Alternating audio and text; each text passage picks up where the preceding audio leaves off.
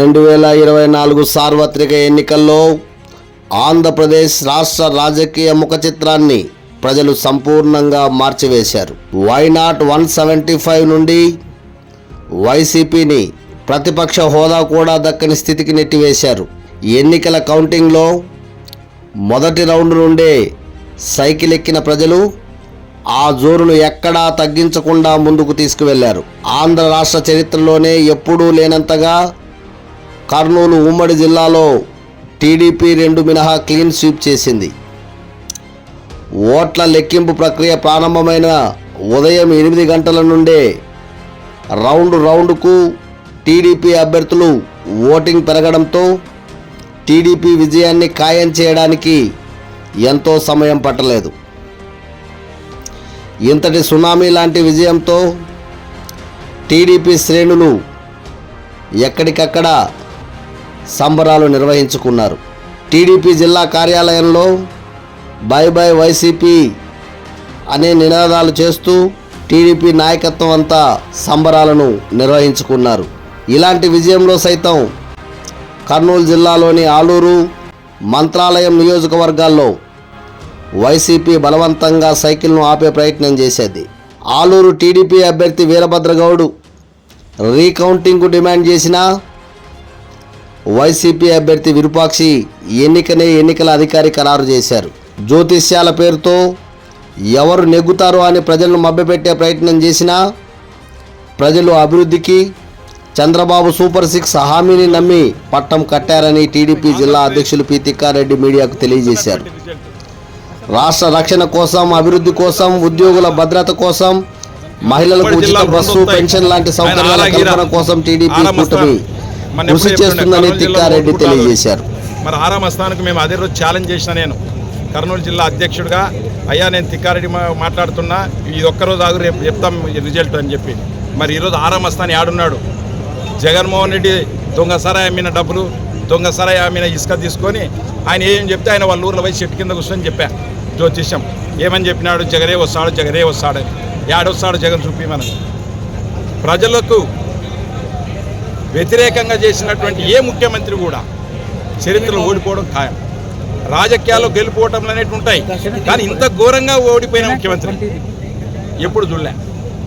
ఇంత దిగ్విజయంగా గెలిచినాడు. భారతదేశం అంతా నా వైపు చూస్తుందని చెప్పినాడు. నేను చెప్పిన చూసాదయా భారతదేశం అంతా ఇంత ఘోరంగా ఓడిపోతాడని చెప్పిన. మా వాళ్ళందరూ చెప్పినాం. మొన్న నాది ఉంటే కూడా ప్రెస్ మీట్లో చూసుకుంటారు. చంద్రబాబు నాయుడు అఖండ మెజార్టీతో గెలుస్తున్నాడు. లోకేష్ కష్టార్జితం.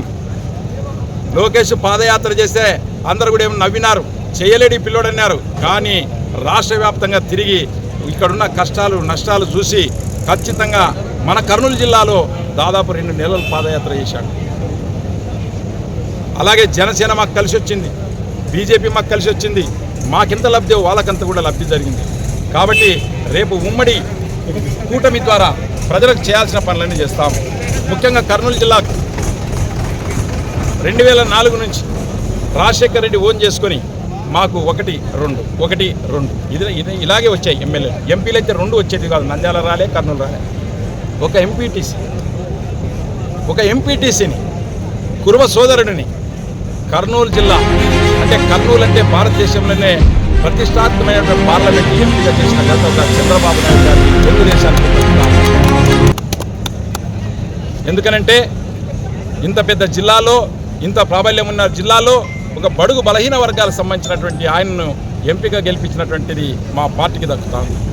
మేము ఇచ్చినటువంటి మాటలు సూపర్ 6 ఏమైతే మేము ఎన్నికల మూల వాగ్దానం చేశామో ఆ సూపర్ 6ని అమలు చేయడమే మా బాధ్యత.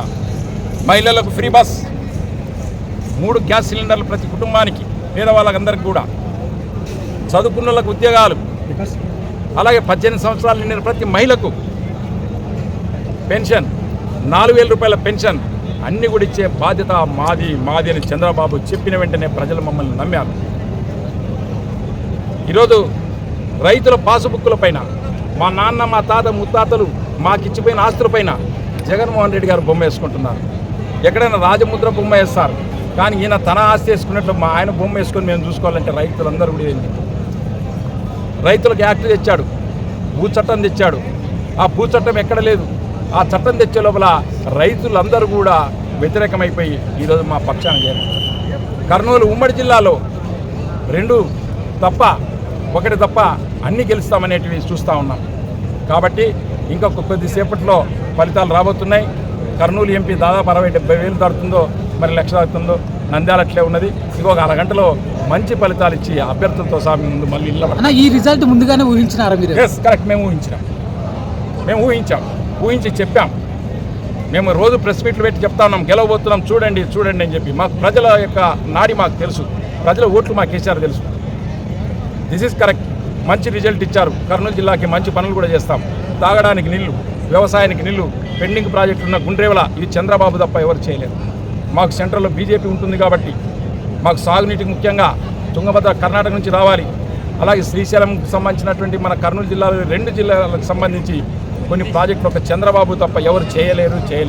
ఒక చంద్రబాబే ఆ పని చేయగలరు. అలాగే హైకోర్టు బెంచ్ ఇస్తామన్నాం, ఇస్తాం, చేస్తాం, చూపిస్తాం. మేము వైసీపీ వాళ్ళ మాదిరి 3 రాజధానులు అని చెప్పి ఒక రాజధాని కట్టకుండా, రాజధాని పేరు లేకుండా అన్ని గడపకంట, కూల్చకంట, లోపలేసుకుంటా, జూమ్ బూమ్ ఇసుక బ్రాంతి అమ్మకంట, బీర్లు అమ్మకంట, ఇసుక అమ్మకంట కాలం గడిపారు. ఉద్యోగులకు పెన్షన్లు లేవు, జీతాలు లేవు. టోటల్ వైఫల్యం జగన్ చెందడం వల్లనే ఈరోజు చంద్రబాబు గారిని మా లోకేష్ కష్టార్జితమే ఈ రిజల్ట్. Thank you.